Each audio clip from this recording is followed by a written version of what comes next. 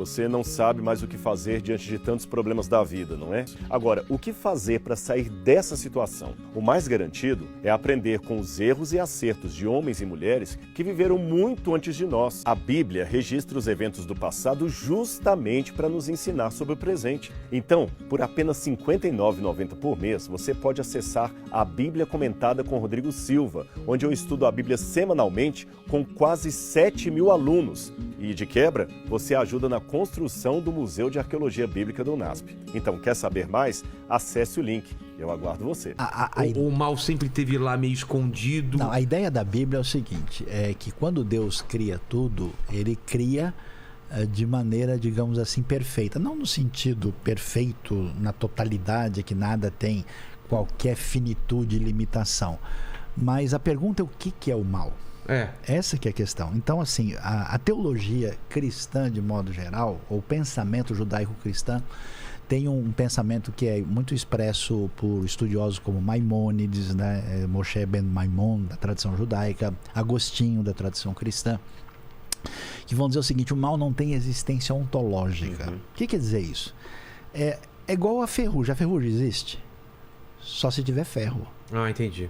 Então, se não tem ferro, não tem como a ferrugem, não tem como ter doença se não tem organismo. Entendi. Então, ele não tem uma existência, digamos assim, essencial. Porque como é que eu defino o que é mal? Tem que ter um parâmetro, uma referência. Essa referência é Deus. Então, o mal tem a ver com uma rebelião, uma ruptura, uma oposição àquilo que é referência, àquele que é referência, que é o próprio Deus. Diferente do pensamento, vamos dizer, não bíblico, onde se entende, aí que é o drama da situação, que a realidade ela é composta na sua essência ontológica, constituinte de bem e mal. Quer dizer o quê? O mal nunca desaparecerá. Você está fadado a estar com ele. Então o pensamento bíblico é diferente. Por quê? Porque ele não se entrega a um fatalismo. Isso quer dizer que tudo aquilo que está numa categoria negativa, que se opõe à referência da divindade, eu estranho, eu rejeito, eu luto. Por isso que o pensamento bíblico tem o quê? Justiça social. Os profetas chegam pegando pesado. Não pode fazer isso. Isso é roubalheira. Isso é mancada. Isso é sujeira. Que isso? Entendeu? No mundo sem essa perspectiva, olha, não tem o que fazer, né? As coisas estão assim, estão escritas nas estrelas. Não tem como mexer. Aí não. Então, quer dizer, porque a realidade original não é essa, você sonha com essa esperança que vem da palavra divina. Quando você olha o Apocalipse, pega no final, Nova Jerusalém, ela é uma volta ao Éden. Ela é o Éden urbanizado.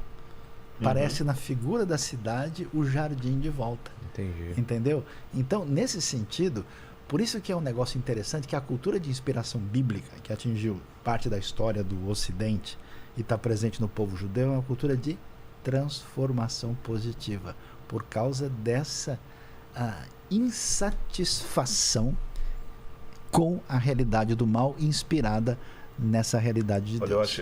Eu queria até colocar uma historinha. Você vai mudar do assunto ou não? Não, é dentro desse assunto mesmo. É porque, até completar ele, não sei se tem a ver com o que você vai falar, porque tem religiões até que dizem que o mal é intrínseco e não tem como uma coisa depender da outra. Sabe aquela coisa de uma coisa o Yin Yang, aquele desenho do Yin Yang. O que seria o mal se não fosse o bem? Isso, exatamente. Além de, o Yin Yang coloca justamente isso. Além deles serem intrínsecos, o bem tem um pontinho de mal e o mal tem um pontinho de bem. O pensamento bíblico, como o Sayão bem colocou, Mas é o oposto disso. É só ir contar uma historinha que ilustra isso que ele falou. É uma anedota dessas de internet, mas eu acho que ela do ponto de vista ilustrativo, ela é válida. Dizem que uma vez um professor desafiou os alunos em sala de aula e falou o seguinte: Deus criou tudo que existe? Sim. O mal existe? Sim. Então Deus criou o mal. Exato. Aí um aluno levantou a mão. É um pensamento que, se você parar para pensar, faz sentido. Ele criou tudo? Sim. O mal existe? O mal existe, sim. Então... Só que aí um menino levantou a mão e falou assim: professor, o frio existe? Existe. Ele falou assim: não. O que existe é a ausência de calor. O escuro existe? Não. O que existe é a ausência de luz. Entendi. Então, na verdade, o frio, do ponto de vista os químicos aí entendem melhor do que eu, o frio, na verdade, é a sensação provocada pela ausência de calor. O mal é a sensação provocada pela ausência de Deus. Não é nem de bondade. Não. E se eu posso definir... Porque a bondade se define a partir de Deus. A partir de entendi. Deus. Senão fica uma coisa vaga. Exatamente. Se é bondade. Se eu puder definir inferno numa palavra única, é bem homilético que eu vou falar aqui. Inferno é a ausência absoluta de Deus. Absoluta. É a ausência absoluta de Deus. É por isso que até quando fala do fogo que queima lá, é um fogo que não produz queimadura, ele produz angústia. Fogo não produz angústia, produz queimadura. Exato. Mas o fogo que descreve ali é um fogo que produz angústia. Então, o que acontece? O mal é apenas Deus respeitando. Aí bom, se ele fosse um calvinista, a gente ia ter problema. Mas como eu tenho uma linha mais arminiana, né? Eu acredito no livre-arbítrio. E o livre-arbítrio é Deus respeitando a decisão humana, mesmo que for contrário ao que ele quer. Entendi. Só que quando Deus se afasta, o caos acontece. Porque quando Deus fala... Porque tem muito ateu que fala o seguinte, que Deus de amor é esse? Que ele fala o seguinte, ou fica comigo ou eu vou te destruir no inferno. É que o pessoal está comparando Deus como aquele namorado possessivo, que ele fala com a menina assim, ou você namora comigo ou então eu vou te matar. Não. Ela não é obrigada a namorar com ele, porque ela tem muitas outras opções de namoro. Mas nós não temos muitas opções de Deus. Você está entendendo? Então, quando Deus fala... Aí. Olha, quando Deus fala, fica comigo, senão você vai morrer, é como se a água pudesse falar com o peixe assim, viva em mim. Posso fazer um... Por favor. Te amo, tá? Te amo, filho. Tchau, boa viagem. Vai com Deus. Tchau. Obrigado, viu? É como se a água tivesse vontade, a água pudesse falar pro peixe assim, peixe, viva em mim, senão você vai morrer.